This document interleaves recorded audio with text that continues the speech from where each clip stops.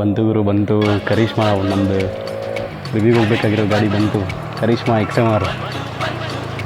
ಎಕ್ಸಾಸ್ಟೇ ಒಂಥರ ಚೆನ್ನಾಗೈತೆ ಗುರು ಗಾಡಿದು.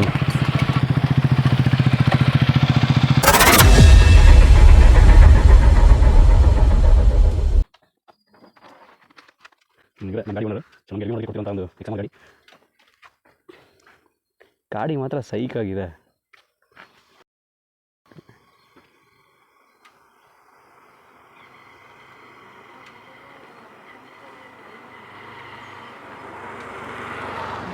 ಹಳೆ ವರ್ಷನ್ ಕರಿಷ್ಮಾ ಆರ್ಗೆ ಹೋಲಿಸ್ಕೊಂಡ್ರೆ ಈ ಒಂದು XMR ಒಂಥರ ಅಗ್ರೆಸಿವ್ ಆಗಿದೆ ಫೇರಿಂಗ್ ಎಲ್ಲ.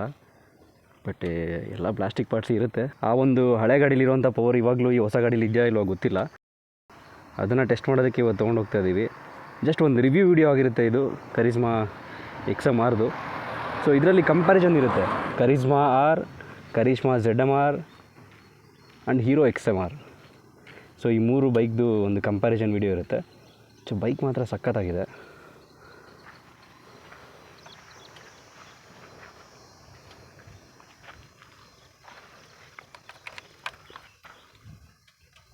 ರೈಡ್ ಯುವರ್ ಲೆಜೆಂಡ್ ಅಂತ ಬರುತ್ತೆ ಕ್ಯಾನ್ ಮಾಡಿದ ತಕ್ಷಣ. Ride your legend. ಮುಖ್ಯ ವಿಷಯಕ್ಕೆ ಬರಲ್ಲ. ಓಕೆ, ಜಾಸ್ತಿ ಟೈಮ್ ವೇಸ್ಟ್ ಮಾಡೋಣ, ಎತ್ಕೊಂಬೋಣ ಗಾಡಿ ರಿವ್ಯೂಗೆ. One eternity later.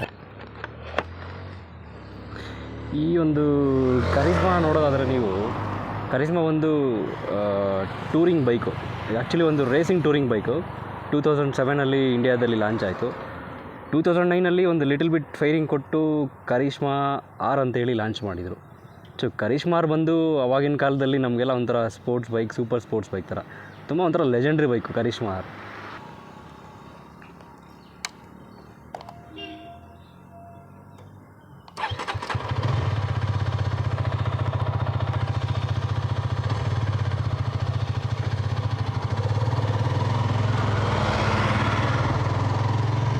ಗಾಡಿ ಬಗ್ಗೆ ಹೇಳೋದಾದರೆ ಕರಿಷ್ಮಾ ಒಂದು ಹೀರೋ ಆ್ಯಂಡ್ ಹೋಂಡಾ ಇಬ್ಬರದು ಸೇರಿಕೊಂಡು ಮಾಡಿರೋದು, ಏನು ಹೇಳ್ತೀವಿ ಅದಕ್ಕೆ, ಕೊಲಾಬ್ರೇಷನ್. ಬೆರ್ಕೆ ಅನ್ನು.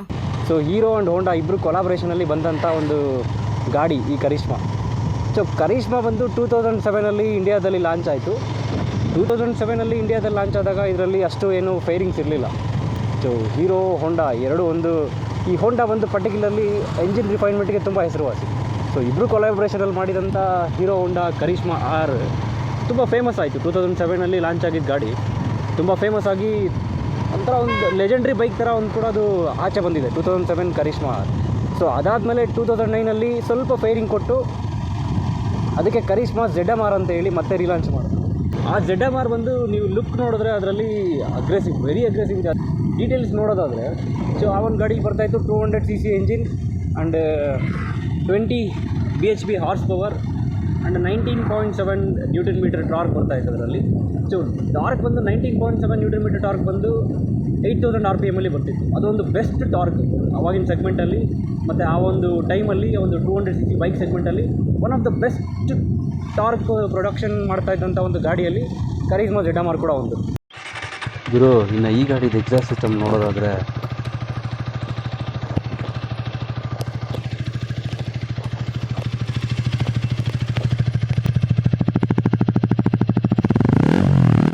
ಇದೇ ಎಕ್ಸಾಸ್ಟ್ಗೆ ಒಂದು ರೇಸಿಂಗ್ ಎಕ್ಸಾಸ್ಟ್ ಹಾಕ್ಸ್ಬಿಟ್ರೆ ಹುಡುಗಿರೆಲ್ಲ ನಮ್ಮನ್ನೇ ನೋಡ್ತಿರ್ಬೇಕು ರೋಡಲ್ಲಿ.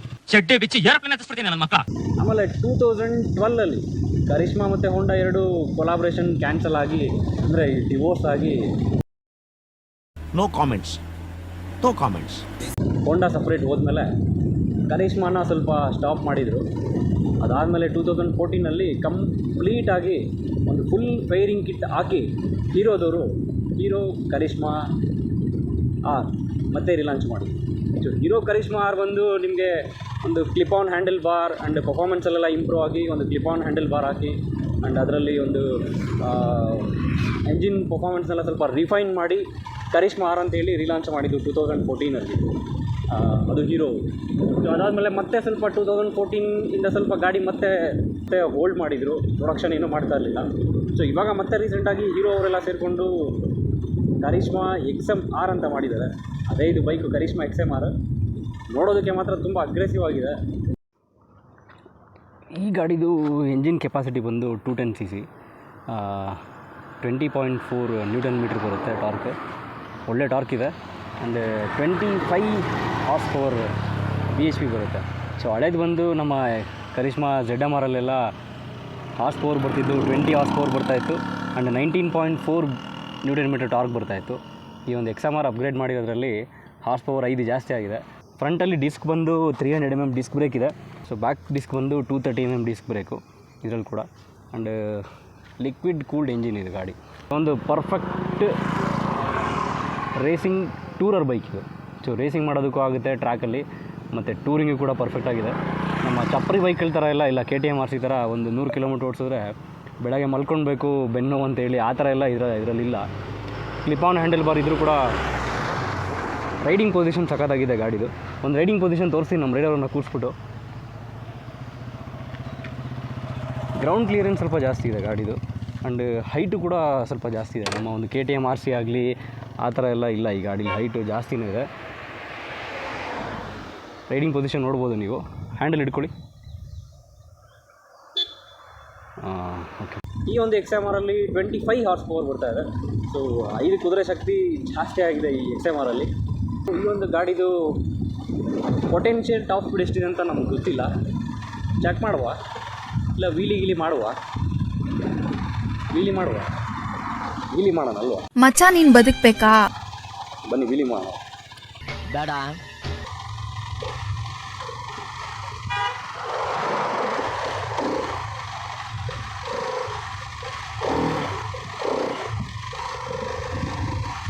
ನನಗೆ ಎಬ್ಬಿಸಕ್ಕೆ ಆಗ್ತಾಯಿಲ್ಲ ಗಾಡಿನ. ನನ್ನ ಕೈಯಲ್ಲಿ ಆಗಲಿಲ್ಲ. ನಾನು ಬಂದು ಎಬ್ಬಿಸ್ಲಾ? ಬೇಡ. ವೀಲಿ ಮಾಡೋಕ್ಕೆಲ್ಲ ನನಗೆ ಬರಲ್ಲ. ಸೊ ಆ ಥರ ಎಲ್ಲ ಮಾಡಬಾರ್ದು. ಬೈಕ್ನ ಯಾವಾಗಲೂ ಆದಷ್ಟು ಸೇಫ್ಟಿ ಗೇರ್ಸ್ ಎಲ್ಲ ವೇರ್ ಮಾಡಿ ಒಂದು ರೆಸ್ಪಾನ್ಸಿಬಲ್ ಪರ್ಸನ್ ಆಗಿ ಡ್ರೈವ್ ಮಾಡಬೇಕು ಬೈಕನ್ನೆಲ್ಲ.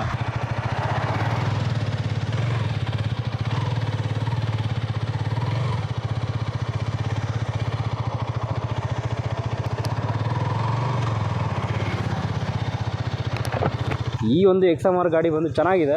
ನೀವು ಎಂಜಿನ್ ಸೌಂಡ್ ಕೇಳ್ಬೋದು, ಕೇಳಿಸ್ಕೊಳ್ಳಿ.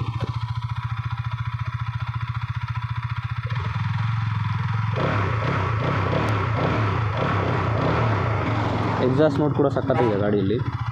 ಫೈರಿಂಗ್ಸ್ ಎಲ್ಲ ಖರಾಬಾಗಿದೆ. ಈ ಒಂದು ಗಾಡಿ ಯಾವುದೋ ಕ್ರ್ಯಾಶ್ ಗಾರ್ಡ್ಸ್ ಇಲ್ಲ. ಸ್ವಲ್ಪ ಯಾಮಾರಿ ಕೆಳಗಡೆ ಬಿದ್ದರೂ ಕೂಡ ಮತ್ತು ಗಾಡಿ ಮೇಂಟೆನೆನ್ಸ್ ಎಲ್ಲ ಸಖತ್ ಕಡಿಮೆ ಇದರಲ್ಲಿ. ಡ್ಯೂಕಿಗೆ ಹೋಲಿಸ್ಕೊಂಡ್ರೆ, ಈ ಚಪ್ರಿ ಬೈಕ್ ಅಂತ ಏನು ಹೇಳ್ತೀವಿ ನಾವು ಡ್ಯೂಕು, ಆ ಡ್ಯೂಕಿಗೆ ಹೋಲಿಸ್ಕೊಂಡ್ರೆ ಈ ಸೆಗ್ಮೆಂಟಲ್ಲಿ ಈ ಗಾಡೀಲಿ ಪರ್ಫಾರ್ಮೆನ್ಸ್ ಒಂದು ಸ್ವಲ್ಪ ಚೆನ್ನಾಗಿದೆ. ಆ್ಯಂಡ್ ಮೇಂಟೆನೆನ್ಸ್ ಎಲ್ಲ ಕೂಡ ಸಖತ್ತಿದೆ. ಕಡಿಮೆ ಕಾಸ್ಟಲ್ಲಿ ಮೇಂಟೆನೆನ್ಸ್ ಆಗುತ್ತೆ. ಪಾರ್ಟ್ಸ್ ಎಲ್ಲ ತುಂಬ ಕಡಿಮೆ ಇರುತ್ತೆ. ಮತ್ತು ಹೋಂಡಾದಲ್ಲಿ ಸ್ವಲ್ಪ ಪರ್ಟಿಕ್ಯುಲರ್ಲಿ ಬಂದರೆ ರಿಫೈನ್ಡ್ ಎಂಜಿನ್ ಬರುತ್ತೆ ಹೋಂಡಾದಲ್ಲಿ. ಸೊ ಎಂಜಿನ್ ಬಗ್ಗೆ ಯಾರೂ ಮಾತೇ ಆಡೋಂಗಿಲ್ಲ. ಹೀರೋ ಅಲ್ವಾ ಈಗ? No comments.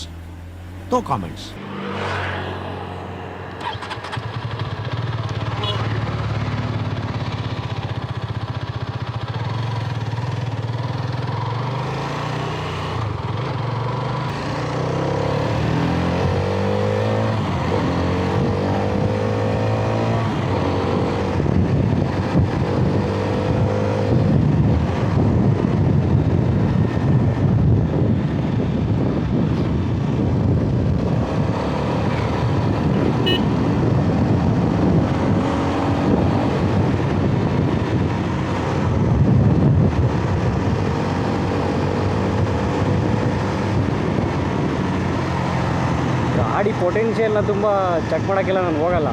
ಗಾಡಿ ಟಾಪ್ ಸ್ಪೀಡೆಲ್ಲ ನನಗೆ ಹಿಡಿಯೋದಕ್ಕೆ ಬರಲ್ಲ. ಗಾಡಿದು ಪೊಟೆನ್ಷಿಯಲ್ ಬಂದು ಯಾವತ್ತೂ ಟಾಪ್ ಸ್ಪೀಡಲ್ಲಿ ಬರಲ್ಲ.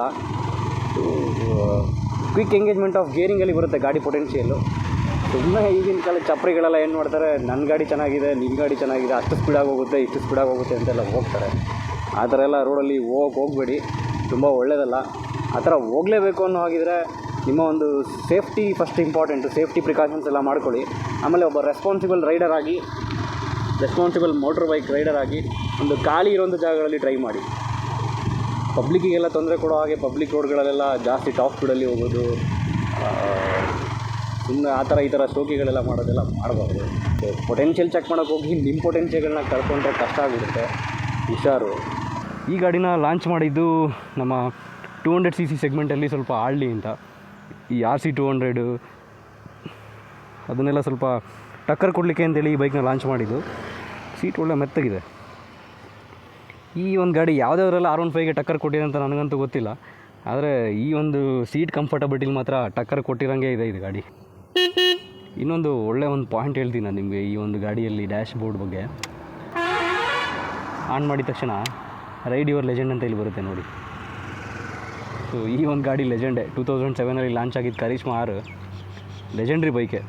ಆವಾಗ ಲಾಂಚ್ ಆಗಿದ್ದ ಗಾಡಿ ಇಲ್ಲಿವರೆಗೂ ಸರ್ವೈವ್ ಕೂಡ ಆಗಿದೆ ವಿತ್ ಟು ಮೆನಿ ಮಾಡಿಫಿಕೇಷನ್ಸಲ್ಲಿ. ಕರಿಷ್ಮಾ XMR ಅಂತ ಈಗ ರಿಲೀಸ್ ಆಗಿರೋದು. ಇದು ಒಂಥರ ಲೆಜೆಂಡ್ ಬೈಕೇ ಇದು.